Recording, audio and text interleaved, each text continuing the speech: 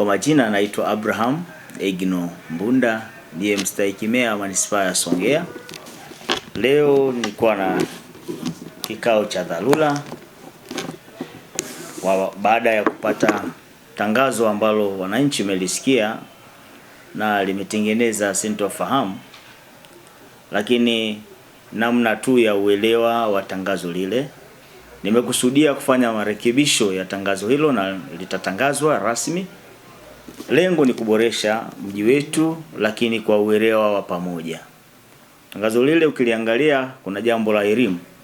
Watu wengi wameshindwa kuelewa kwa haraka, lakini maelekezo ambayo yanatoa kutokana na kikao chetu cha wataalamu pamoja na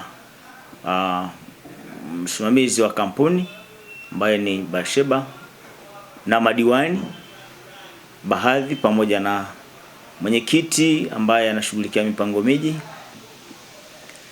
tumeadhimia na tunafuata sheria za mwanzo, na sisi hatukupitisha sheria mpya, isipokuwa tulikuwa na rasimu ambayo yenyewe bado haijathibitishwa.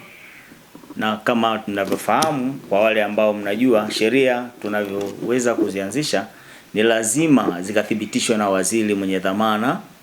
Isipokuwa sisi tumetengeneza rasimu na sheria zile zitathibitishwa hasa katika sheria kupitia sheria namba, ukiangalia sura ibara ya 75 1 mpaka 6. Tulichoazimia ni kwamba ushuru wa maegesho, gari ambalo lenyewe linasimama na kwa muda mfupi na lipo linazunguka kuendelea na shughuli zake pasipo na ule wa muda mrefu, labda mtu ana biashara zake kwa muda mrefu, hapo litatozwa kwa 1000, lakini atapewa risiti. Akishapewa risiti hiyo siku nzima atakuwa nayo ile, na cha msingi ni kutunza risiti na kuweka sehemu husika ya gari yako kwenye wepa na kadhalika, ili kusudi anapopita mtu aangalie aone ile risiti ipo.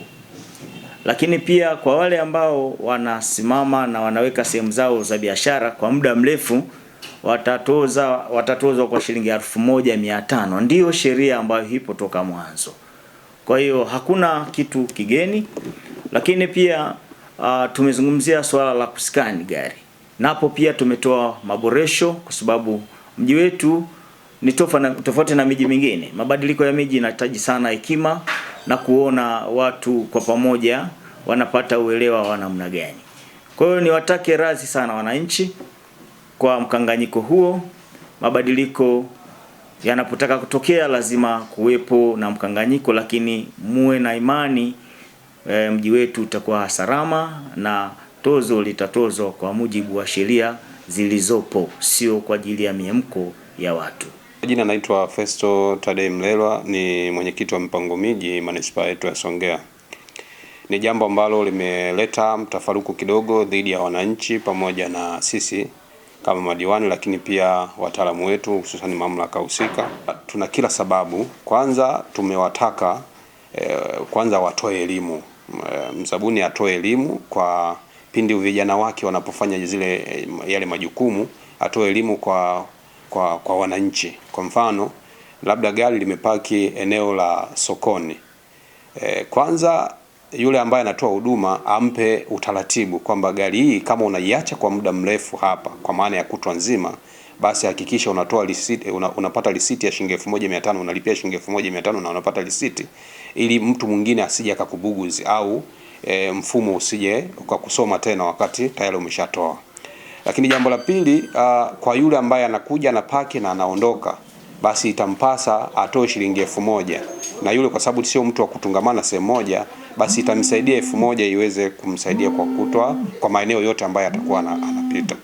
Lakini wapo watu ambao sasa nataka tutoe elimu vizuri.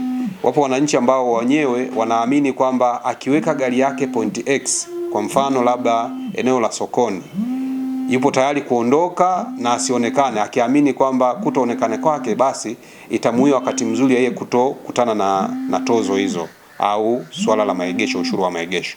La hasha, niombe tu wananchi, hebu tuonyeshe ushirikiano kwa wale ambao kampuni ambayo inaendelea na ukusanyaji, kwa sababu Kuacha gari yako kwa muda mrefu eneo husika utaendana na utaratibu wa mfumo, kwa maana ya wale wanapokuja wakiona kwamba haupo kwa muda mrefu watakuskani, na watakuskani kwa mara ya kwanza itakuwa shilingi 500, lakini kama watakuja tena wataona kwamba hii gari inaendelea kukaa zaidi ya masaa hayo, kwa maana kila baada ya saa moja itakuwa tena shilingi 500.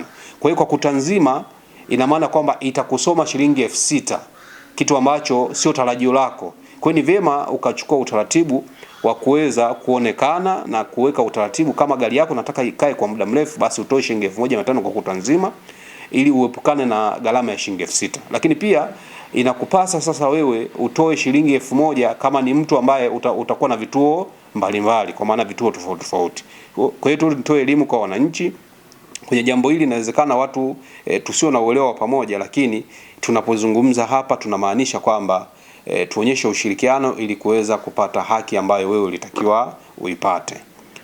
Lakini jambo lingine, yapo maeneo ambayo yameainishwa ni yale maeneo ya mjini, lakini kwa mujibu wa taratibu ya mzabuni upo utaratibu ambayo wewe kama mwenye eneo fulani point X, labda unahitaji eneo hili kwa ajili ya parking, hata magari kama ni 10 hata ni mangapi kwa eneo lile, onana na mzabuni ili muweze kumalizana kwamba bwana, eneo hili mimi nitakuwa nalizuia mimi mwenyewe, kwa maana ya kwamba nitakuwa nafanya parking yangu, lakini kutakuwa na utaratibu wa kunegotiate juu ya malipo, kwamba bwana, mimi nitalipia kiasi fulani kwa muda fulani, kama ni mwaka au ni miezi, ili umiliki ile eneo. Lakini kwa maeneo ambayo kwa mfano eneo ambalo mtu ni nyumbani kwake, labda kwa mfano eneo lako lipo ndani ya mraba wako na vipimo vyako vinaonyesha kwamba hili ni eneo lako, basi mzabuni haruhusiwi kuchukua mapato yoyote au maegesho yoyote. Lakini eneo ambalo lipo ndani ya fence, mzabuni haruhusiwi kuchukua gharama yoyote, kwa sababu ni eneo ambalo linamilikiwa na mtu binafsi. Ila maeneo yote ambayo yapo kama ni road reserve, yote yanaruhusiwa kuchukua mapato hayo, kwa sababu ni mamlaka ya halmashauri na yapo ndani ya manispaa ya Songea. Ni wakati Mji Mwema, lakini pia ni katibu wa madiwani wa manispaa ya Songea.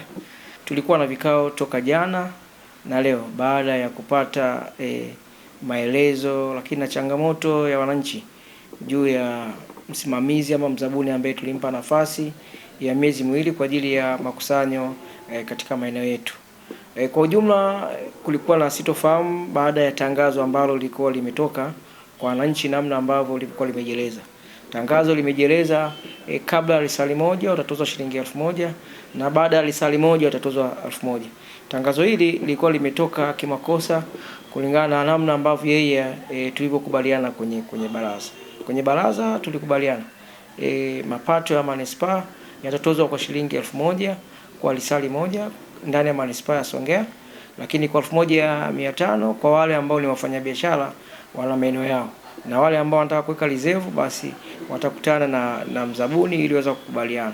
Lakini pia tulikubaliana yale maeneo ambayo yana viwanda, usani katika maeneo ya Lisaboni, Mji Mwema, Msamala, Bomba Mbili, pia ni maeneo ambayo yatakwenda kutozwa gharama zile ambazo zimeelekezwa katika waraka.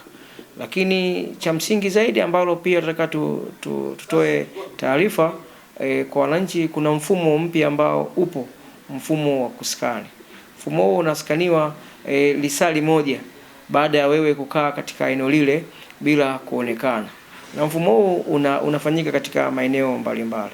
Sisi shime yetu kwetu kwa wananchi wa manispaa Songea waendelee kutoa ushirikiano pale ambapo wanakwenda kuweka ama kusimamisha vyombo vyao vya moto, ili kuhakikisha yule ambaye amepewa zabunio basi apate ushirikiano wa moja kwa moja ili kuondoa sitofahamu, lakini pia kuhakikisha kwa mapato ya manispaa yanaongezeka. Lakini pia tuombe radhi kwa changamoto kubwa ambayo imetokea ndani ya manispaa kwa siku hizi 4 ambazo mkandarasi ama mzabuni ameanza kufanya kazi.